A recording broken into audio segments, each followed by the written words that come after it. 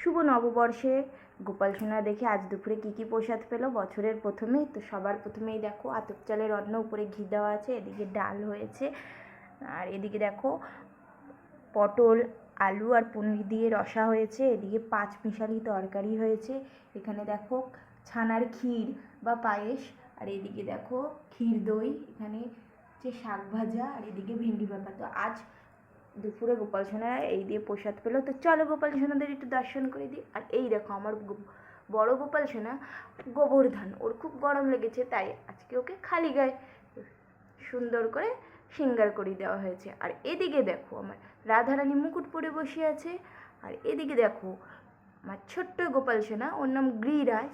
তো সবাই সাজুগুজু করে বসে আছে, তো সবাই একবার দর্শন করো আর প্রেম সে বলো রাধে রাধে। নতুন বছরের সবাইকে অনেক অনেক শুভেচ্ছা ও ভালোবাসা রইল। নতুন বছরটা সবার খুব সুন্দর করে কাটুক, খুব খুব ভালো থেকো।